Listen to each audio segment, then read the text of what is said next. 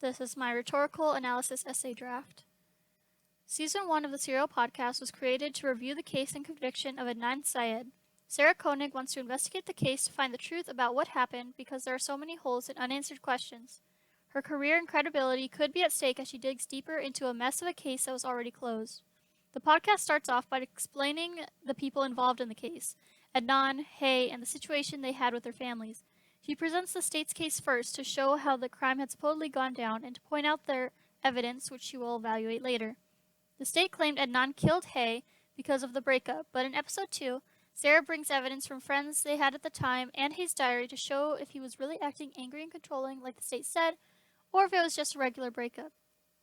He wasn't allowed to have a girlfriend because of his religion and supposedly wanted to kill her after she left him. Episode 3 is when she says where the body was found, Leakin Park, and the circumstances. Episode 4, she points out the inconsistencies in Jay's witness statements. Episode 5, Sarah and Donna drive the route Jay described in his testimony to attempt to figure out if it is even possible.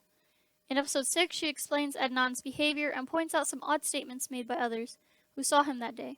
She brings up all possible evidence that makes Adnan look guilty. Episode 7, Sarah brings Deirdre and Wright from the Innocence Project onto the show to review Adnan's case and share her professional opinion on its strength. In episode 8, Sarah and a detective look over the case to explain the situation Jay had with why the investigators and jurors responded the way they did. Episode 9, she reveals what it was like for Adnan before and after his conviction. Episode 10, Sarah explains where there was racial bias in the case and the wording of the prosecution and even the jury. She also goes over the situation with Adnan's defense lawyer. In episode 11, she discusses rumors she's heard over the course of the show from people who knew Adnan and seen the show. And in the last episode, Sarah goes over all the information of the case, shedding light on some new perspectives and shares her opinion on the case itself of Adnan's guilt or innocence. Audience and purpose. Sarah Koenig is the writer and host of Serial, a podcast produced by This American Life, where they tell the story of their investigation. Sarah doesn't have a background in any sort of detective work, however she is a newspaper journalist and a credible researcher. The intended audience is people who want to know about criminal cases and find out the truth.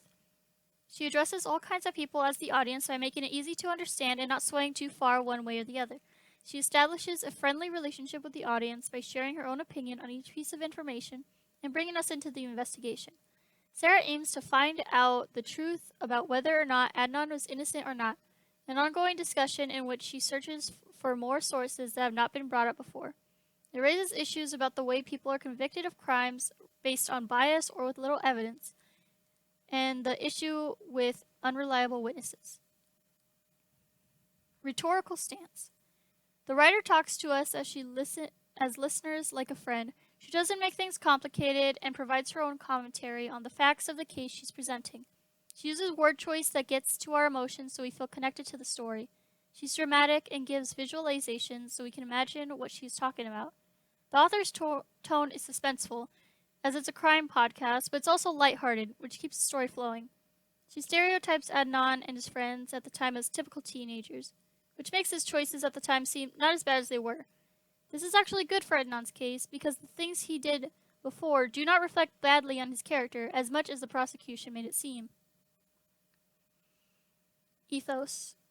The author uses multiple different sources and checks them to ensure that we are getting real, direct information. If a source can be biased or misunderstood in some way, she lets us know. In episode 8, The Deal with Jay, she gets a man named Jin Trainum, who used to be a homicide detective in Washington, D.C., and is known as an expert on false confessions, to review everything they had on the case and share his opinion on it. He admitted that while much of the documentation through the case was good, they didn't go too deep into the inconsistencies in Jay's stories because of verification bias. What does verification bias cause you to do? Ignore it and push it to the side. That's what they're doing here with these inconsistencies. They're kind of pushing them aside, says Mr. Trainum during the interview. This means that the detective on Jay's case did not chase down every possible lead and continue to use Jay as a witness, even with the constantly changing story. This reflects negatively on the state's case and makes it seem more likely that Adnan is innocent because the detectives could have missed something in the case. The author uses ethos in this piece of evidence because she calls a reliable source who has a background in investigations and has reviewed the case and tells her that this happened. Sarah also uses reliable sources by going to interview people who were part of the process and who knew what happened. Many of his friends said that they didn't ever expect Adnan would be wrapped up in a murder case, but they weren't surprised by Jay. Adnan was shown to have a generally good character, not the best person, but based on his diary, very nice even after the breakup. In episode 2, she reports what people said about Adnan after the breakup. Adnan and Hayes' AP psychology teacher, Donna Paletti Phillips, said that Adnan's behavior was nothing different than what she saw in any other of her students every day. The level of frustration he must have felt if he killed her doesn't register with me. I don't remember getting that vibe from him. He was just another kid whose heart was broken. Donna Phillips is not only a teacher who saw Adnan every day during that time, but she was a psychology teacher and would likely have some knowledge if a student were being out of the ordinary. That shows that she is a credible source to know if there was anything different about the breakup that would have led him to murder. Based on what she saw, it's not likely that Adnan would really be so angry as to kill Hay over the breakup like the state's case said. Logos. There are multiple reasons why the author's argument makes it easy to doubt Adnan's guilt. One case is if it were even possible for the crime to be committed the way Jay claims in the first place. He claimed that after Adnan called him from the payphone, he got to Best Buy at 2:36 and Hayes' body was already in the trunk. They go to the school and at 2:15 start the clock. It takes Donna and me almost 18 minutes to get to the spot. That leaves 3 minutes for the actual horror of the thing. An argument maybe, then strangulation. Then he's got to put her body in the trunk somehow without anyone seeing. From the moment school let out, the author rushed through every event, and even then it was a squeeze to fit the crime into this short window of time, meaning it's not likely Hay was killed this way because it's not physically possible, the way the prosecution made it seem in just these 21 minutes. This is backed up by a claim by a girl from Woodlawn who said that she talked to Hay for a while after school the day she disappeared. She remembers this because there was a wrestling match Hay was supposed to go with her to, but didn't show up. Based on the fact that the crime couldn't possibly have been committed within those 21 minutes after school, then she must have been killed some other time, which means Jay is lying about this interaction and makes it less likely that Adnan was really the person who killed her that day. A very large issue with the case against Adnan is that there is no physical evidence linking him to the crime. Everything against him is mostly based on what Jay says, which isn't a strong argument. Not only was Leakin Park a place that was known for dead bodies, but there were items found at the crime scene such as a liquor bottle and rope that had never been tested for DNA. Anyone could have killed her and left the body there, but since the items at the scene were not tested, we can't be sure. Right near the body was a liquor bottle from which they got cellular material and never tested, and a rope that was never tested as far as I know. This lack of evidence makes the prosecution's argument look weaker and strengthens the argument that Adnan is innocent and may have been framed. Pathos. The author is not only able to supply her argument with facts and reliable sources, but she can also appeal to the emotion of the listeners. The way she speaks is like talking to a friend. It's not too complicated and gives multiple perspectives. One way she appeals to our emotion is that she goes into detail with Adnan about his experience. In episode 9, Adnan remembers what happened right after they charged him with murder.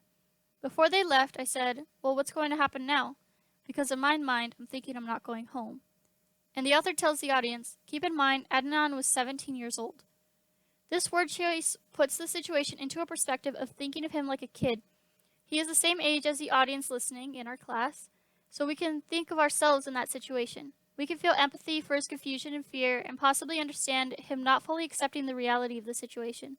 Sarah is effective in her argument that Adnan is not guilty in the situation by connecting to the listener's emotions and understanding his point of view. In episode 10, Sarah goes into the issue of racism that came up in the case from the prosecution and even the jury. They use words like honor, besmirched, controlling. Using these words helped verify feelings the jury already had towards Adnan just because he was Muslim. Even jurors who claimed not to take Adnan's race or religion into account still made statements that gave away those thoughts. One of the jurors from his case, William Owens, told Sarah in an interview, "I know in some cultures women are second-class citizens, and maybe that's what it was. He just wanted control, and she would she wouldn't give it to him. This helps Sarah's argument that Adnan is innocent because a large part of his conviction was based on racial bias and not actual facts of the case. It appeals to the emotions of the listener to hear this and to think that it isn't fair, making us less willing to side with the prosecution. Conclusion. Sarah Koenig accomplished her goal of sharing the facts of the case and investigating what hadn't been questioned before. She was effective in using credible sources, double-checking statements, and even creating a connection between the audience and the case. Her most effective argument is that Adnan is innocent because of the lack of physical evidence for his guilt. His conviction is questionable. She has some bias on the case, however, she is sure to address the bias, which I believe makes her argument more effective and increases her credibility. She sought out to fill the gaps and understand the case of Adnan Syed, and that's exactly what she did, using effective arguments and investigation.